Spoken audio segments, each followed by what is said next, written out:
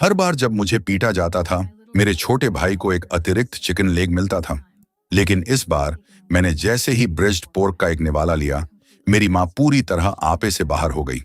उसने चाकू तक उठा लिया और मुझे धमकाने लगी, क्योंकि इस घर में मांस का हर टुकड़ा सिर्फ मेरे भाई के लिए था।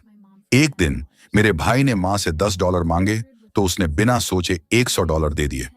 जब मैंने स्कूल का सामान खरीदने के लिए $10 मांगे, तो उसने मुझे डांट दिया।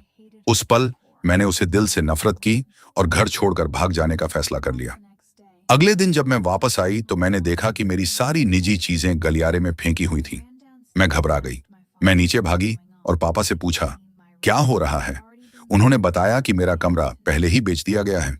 मैंने कारण पूछा, तो माँ ने ठंडे लहजे में कहा कि यह उसका घर है और मेरा इससे कोई लेना देना नहीं है।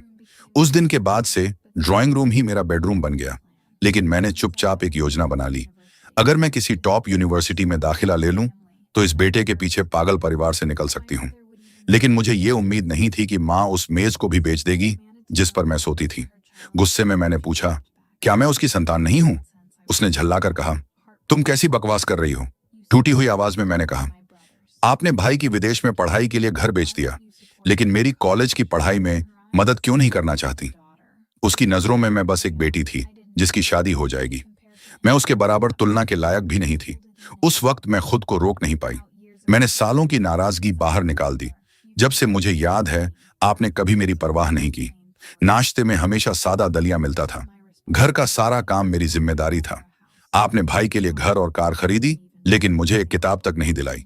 गुस्से में माँ ने उंगली दिखाते हुए कहा, अगर हिम्मत है तो हमारे पैसे इस्तेमाल करना बंद कर दो। मैं और सहन नहीं कर पाई। उसी वक्त मैंने अपने माता पिता से रिश्ता तोड़ लिया। तब भी माँ ने चेतावनी दी, अगर इस दरवाजे से बाहर गई तो कभी वापस मत आना। गुस्से से भरी हुई मैंने कसम खाई कि जो कुछ उसने आज किया है, उसका हिसाब मैं जरूर चुकाऊंगी। देखते ही देखते 10 साल बीत गए। जो लड़की कभी मैं थी, अब एक अरबों की कंपनी की CEO बन चुकी है। मैं एक लग्जरी कार में अपने शहर लौटी, इस इरादे के साथ कि जिन्होंने कभी मुझे सताया था, उन्हें अपने की पर पछताना पड़े।